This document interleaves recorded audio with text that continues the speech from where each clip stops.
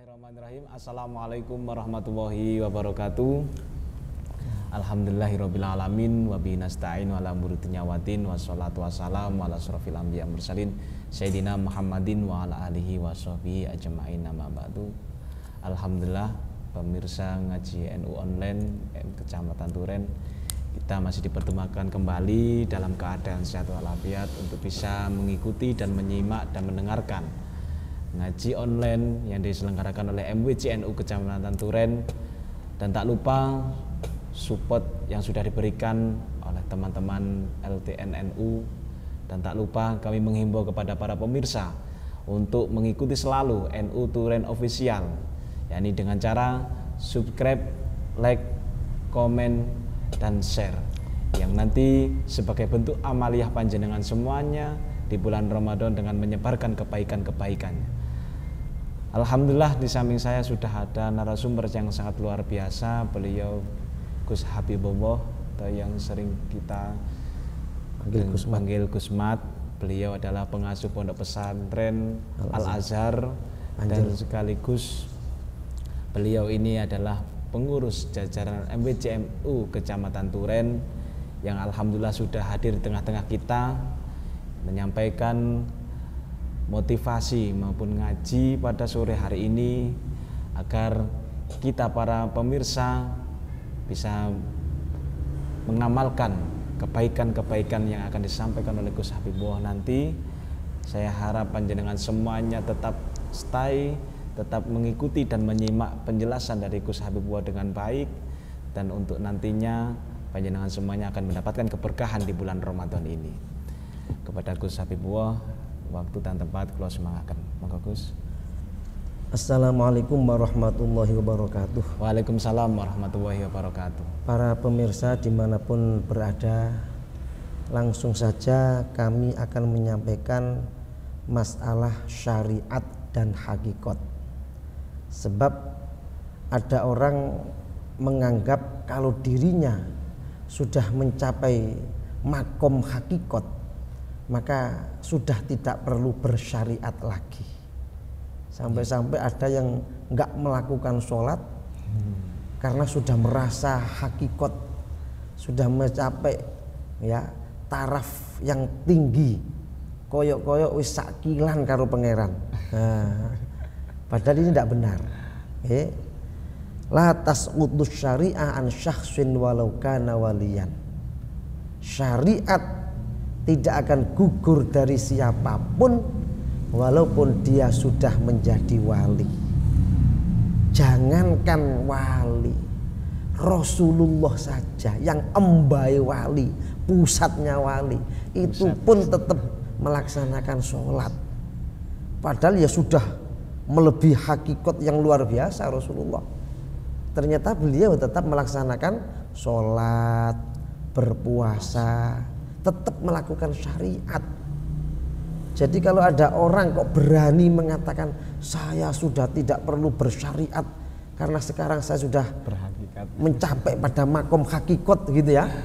Lah berapa pandai Anda dengan Rasulullah?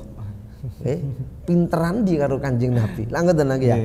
Dhuwuran di karo Kanjeng Nabi. Wong Rasulullah saja tetap sholat, padahal Rasulullah itu pusatnya wali. Makanya sebagian ulama dawuh syariatun bila haqiqatin adilatun, haqiqatun bila syariatin batilatun. Syariat tanpa hakikat akan menjadi kosong, hakikat tanpa syariat akan menjadi batil. Jadi harus gabung antara syariat dan hakikat. Jadi syariat itu kita melaksanakan kewajiban, kita beribadah. Kalau ingin kenyang ya harus makan, itu namanya syariat.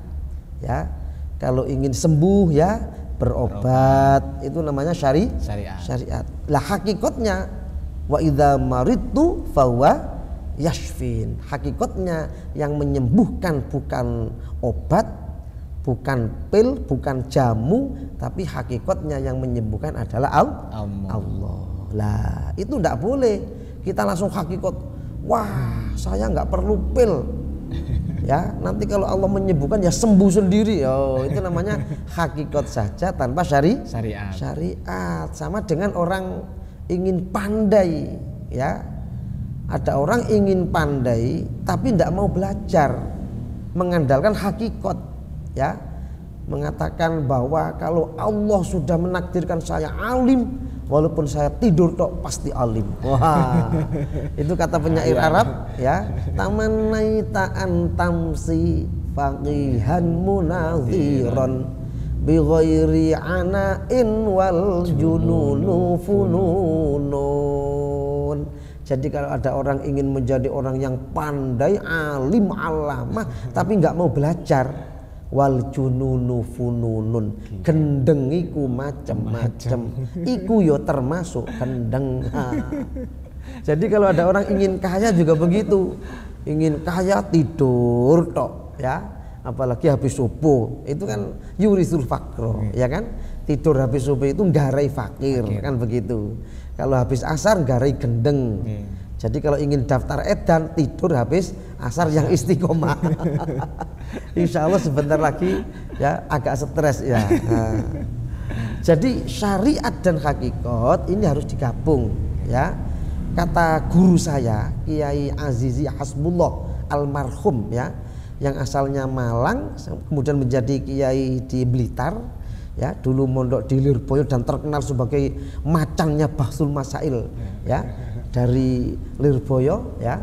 Nah, itu mengajarkan kepada murid-muridnya diantaranya, ya, syariat itu bagaikan ban jobo, kemudian hakikat ban jero. Jadi ibarat mobil, ya, kalau hanya mengandalkan ban luar berarti hanya mengandalkan syariat. Kira-kira berjalan apa enggak itu mobil? Yo kempes, kan begitu, ya kan? Begitu pula hanya mengandalkan ban yang ada di dalam, ya. Kira-kira setelah ban ini dipompa berisi, ya, kemudian dibuat berjalan, kira-kira gimana? Yo meledos, kan begitu kan? Lah, maka harus gabung, ya, antara ban luar dan ban dalam, antara syariat dan hakikat harus digabung. Nah, bagaimana dengan ban cubles itu? Wah, konsep ban cubles nih. Justru itu menggabungkan antara syariat dan hakikat. Itu sudah menyatu antara ban luar dan ban dalam, antara syariat dan hakikat sudah sangat menyatu. Nah, makanya menjadi seperti ban cubles itu. Jadi kalau kita hanya mengandalkan syariat itu biasanya sombong, ya, merasa dia bisa beribadah, dia bisa pandai karena dia sergap sinau, kan begitu, ya kan? Nah, akhirnya yang terjadi takabur itu kalau mengandalkan syariat. Tapi kalau kita ingat kepada Allah bahwa la haula wala quwwata illa billah, ini namanya hakikat. Kita ingat bahwa kita bisa beribadah itu ya karena pertolongan Allah. Kita bisa menghindar maksiat itu ya karena pertolongan Allah. Kita bisa rukuk itu yang menggerakkan Allah. Bisa sujud yang menggerakkan juga Allah. Itu namanya hakikat. Jadi harus kita gabung antara syariat dan hakikat. Ya, syariatnya kita melaksanakan ibadah kalau ingin masuk surga, kalau ingin dapat ridho Allah, ya harus melakukan perintah Allah, harus sholat, zakat, puasa. Tidak boleh, ya, berpedoman hakikat. Yang memasukkan surga itu hakikatnya ya rahmatnya Allah, bukan ibadah kita. Ibadah kita itu tidak ada apa-apanya. Kalau untuk membeli surga nggak nutut, nah kan gitu, ya kan? Loh, bener seperti itu hakikatnya. Tapi ya tetap harus melaksanakan sholat. Kalau nggak sholat ya sudah nggak melaksanakan perintah Allah, sudah nggak taat dengan Gusti Allah, ya. Nah, terus melanggar aturannya Allah. Nah, ini. Jadi memang ada sebuah kitab itu mengatakan tarkus sholati wajibun. Lah ini hati-hati, ya, bagi yang membaca kitab ini, awas jangan sampai dimaknani meninggalkan sholat itu wajib. Nah, jangan sampai dimaknani begitu. Kenapa? Karena kelanjutannya itu kawujubi fi'liha, sama dengan wajibnya melaksanakan sholat. Makanya ba'dul ulama ketika memberi makna kata-kata ini, ya, itu maknanya bukan tarkus sholati utawi ninggal sholat, bukan begitu, tapi tarkus sholati utawi tinggal rumangsa bisa sholat iku wajib kawujubi fi'liha hale madani wajibe ngelakoni sholat. Jadi melaksanakan sholat itu wajib, ya, meninggalkan perasaan rumangsa bisa sholat itu juga wajib. Kita harus merasa kita bisa sholat ini karena illa billah, tiada lain karena pertolongan Allah. La haula wala quwata illa billah. Oleh karena itu alhamdulillah yang berhak dipuji hanya Allah. Kita walaupun bisa, ya, sholat mulai maghrib sampai subuh, tidak boleh sombong. Nah, begitu, ya. Karena yang menggerakkan kita kuat melaksanakan rukuk, sujud, iktidal itu ya Allah. Kalau nggak dipertolongan Allah nggak bisa. Makanya dalam kitab yang ini diterangkan as-sholatu bu'da wa tarkuha qurba. Ini juga begitu. Ini kalam yang berbahaya ini.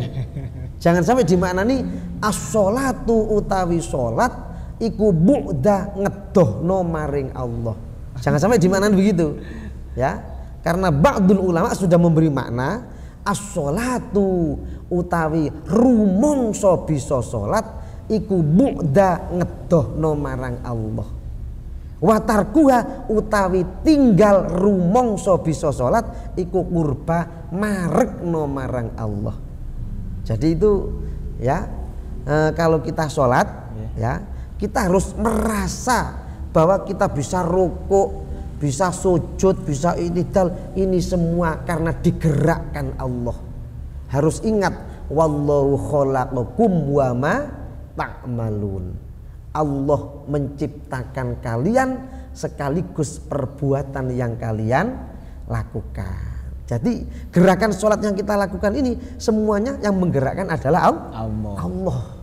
Kita itu hakikatnya seperti wayang, dalangnya Allah, loh begitu. Jadi wayang walaupun sakti, ya, Brotoseno punya kuku bima itu, ya. Nah, ini walaupun dia itu sakti, ya, disaduk mantuk-mantuk, ditumbak lakak-lakak, dibedil mecicil, belum wesi otot kawat ketek tape, ya, tapi dia bisa seperti itu ya karena digerakkan oleh dalang. Ketika Brotoseno ini sudah ada di kotak itu, nah, nggak bisa bergerak sudah, nggak bisa apa-apa, iya apa enggak? Lah, ini namanya hakikat. Jadi di samping syariat kita harus berhakikat.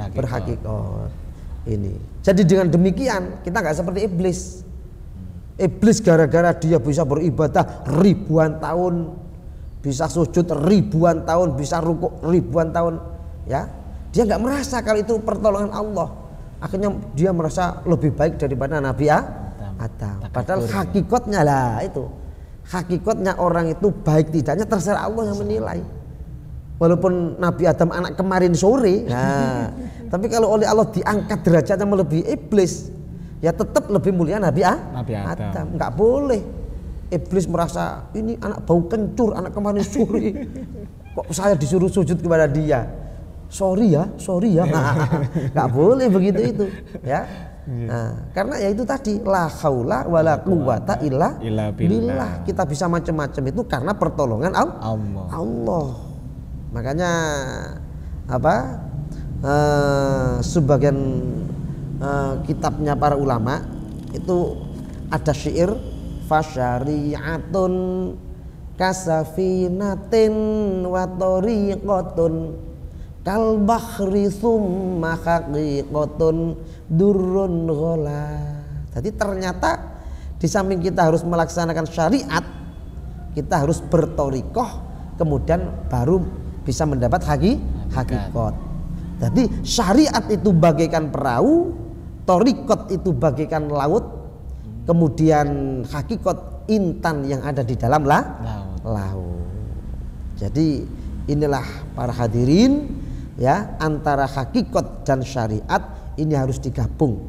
Kalau kita ingin pandai ya harus belajar. Tapi ketika sudah pandai jangan merasa bahwa bisa pandai karena saya yang belajar.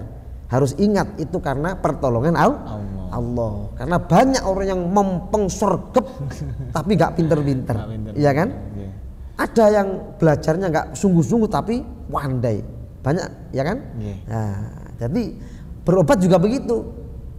Kalau sakit tetap kita harus berobat, minum jamu, apa pil, apa ke dokter, ya. Tapi jangan sampai meyakini bahwa yang menyembuhkan kamu adalah dokter. Jangan sampai yakin bahwa yang menyembuhkan adalah obat. Jangan sampai yakin yang menyembuhkan adalah jamu. Jangan sampai punya keyakinan yang menyembuhkan adalah pil. Kalau sampai punya keyakinan begitu maka menjadi kufur. Wa may yaqul bid-dhab'i aw bil illah fadzaka kufrun inda ahlil millah, kan begitu ya, dalam kitab tauhid. Jadi kalau ada orang kok punya keyakinan bahwa makanan ini bisa mengenyangkan, minuman bisa membuat segar, pil bisa menyembuhkan, ya, dengan karakternya pil, nasi, minuman tadi, ya. Nah, maka orang yang punya keyakinan semacam itu fadzaka kufrun inda ahlil millah. Menurut para ulama, ya, orang yang punya keyakinan semacam itu adalah kafir, menyekutukan Allah. Nah, jadi tidak dianggap orang mukmin seperti itu. Jadi benar bagaimana? Yang benar harus punya keyakinan bahwa yang menyembuhkan adalah Allah.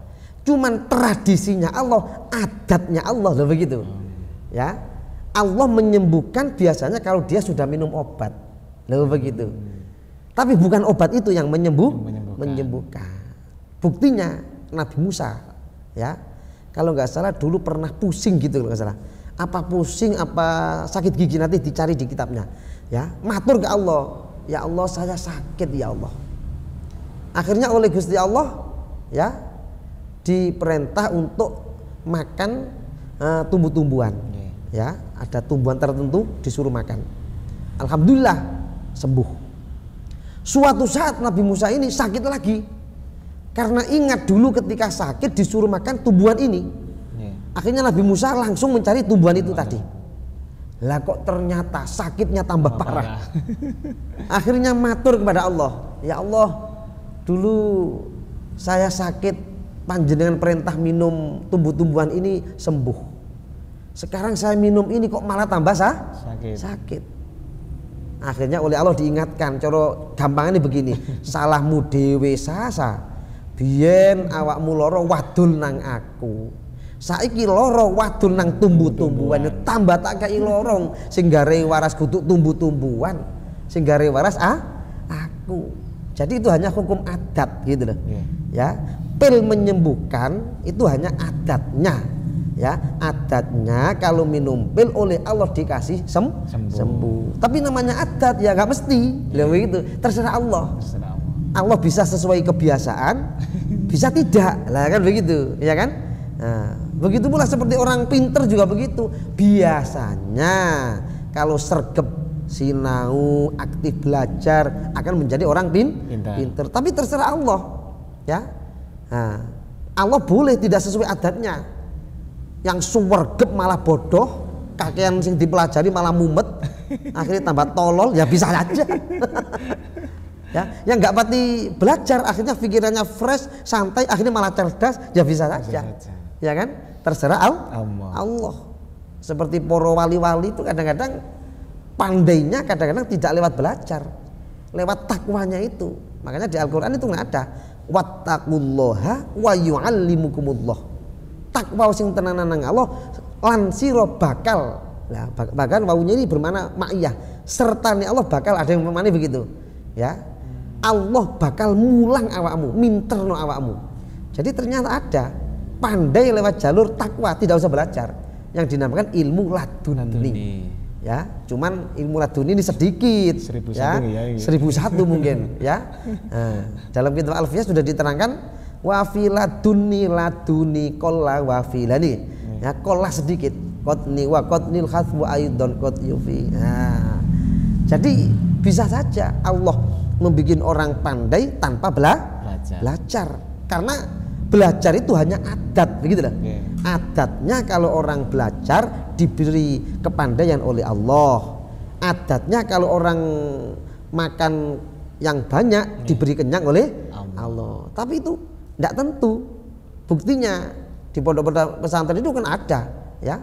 Doa kalau dibaca itu walaupun nasi sak keranjang nggak kenyang. Kan ada doa itu ya. Allahumma ij'al batni kal bahri dan seterusnya itu ya kan. Ya Allah jadikan perut saya seperti lautan itu kan. Itu walaupun bakso 10 rombong begitu ya, dimakan nggak kenyang.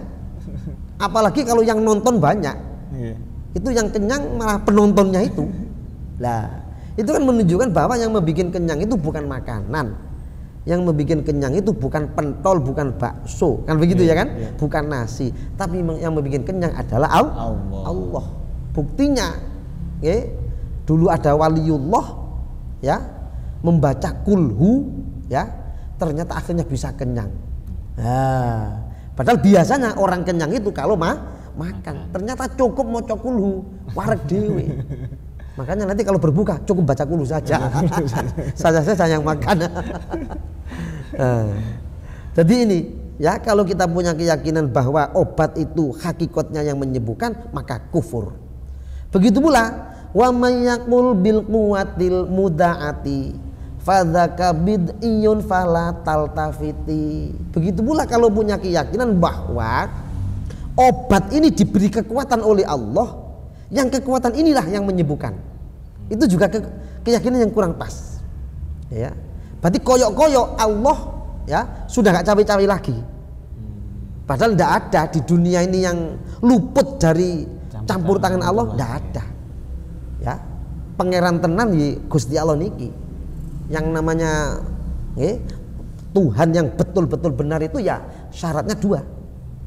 Istighna anil ghair, iftiqarul ghairi ilaihi. Mungkin baru dengar kelihatannya ya. Jadi ya Tuhan itu bisa diakui kebenarannya kalau pertama ora butuh opo-opo. Istighna anil ghair. Nomor dua, iftiqarul ghairi ilaihi, justru dibutuhno opo-opo. Bahasa Qur'annya as-somadu, kang den butuhi sekabehane makhluk. Jadi kalau ada orang sakti ya bisa terbang, bisa berjalan di atas air, bisa masuk bumi, ya kok dianggap Tuhan? Padahal dia masih butuh udara, butuh makanan, ya butuh tempat. Nah ini itu bukan Tuhan itu, ya menungso mek sakti gitu aja. Saktinya pun juga dari Gusti Allah. Jadi jangan mudah terkecoh, ojo gumunan, gampangnya gitu ya. Kalau masalah miber, pinteran manuk, iya bener. Nah, kalau masalah berjalan di atas air, bebek tanpa tirakat, pandai sekali. Gini watan. Kalau masalah tenggelam di air, ya tidak mati-mati, ikan gak usah tirakat, gak usah poso, ya tahunan, tidak cuma bulanan, tahunan di dalam air, gak mati-mati. Nah, itu loh. Jadi kita jangan kepincut dengan kesaktian, ya, karena kesaktian itu hakikatnya dari Allah. Jadi ini kita harus bisa menggabung antara syariat dan hakikat. Syariatnya kalau kita ingin kaya ya harus bekerja, ya, ingin pandai harus belajar, ingin sembuh harus berobat, ingin kenyang harus makan. Tapi kalau sudah kenyang, sudah sembuh, sudah kaya, sudah pangkat, jangan merasa itu karena usaha kita. Harus ingat itu semua wallahu khalaqakum wa ma ta'malun. Itu semua yang menciptakan adalah Allah, ya. Kita bisa berusaha itu ya hakikatnya yang menggerakkan adalah Allah. Jadi la haula wala quwata illa billah. Kita tidak akan bisa apa-apa kalau tidak mendapat pertolongan Allah. Jadi ini kita harus bersyariat tapi juga harus berhakikat. Syariatun bila hakikatin adilatun, syariat tanpa hakikat akan kosong, akan menimbulkan takabur tadi, merasa aku ini hebat, lah gitu ya kan. Rumongso bisa, loh, padahal kata orang Jawa ojo rumongso bisa malah bisa rumongso. Kita harus merasa kita khuliqal insanu dhaifah. Kita itu makhluk yang lemah, nggak bisa apa-apa kalau tidak diberi pertolongan oleh Allah. Jadi ini ya, syariat itu bagaikan ban luar, hakikat ban dalam.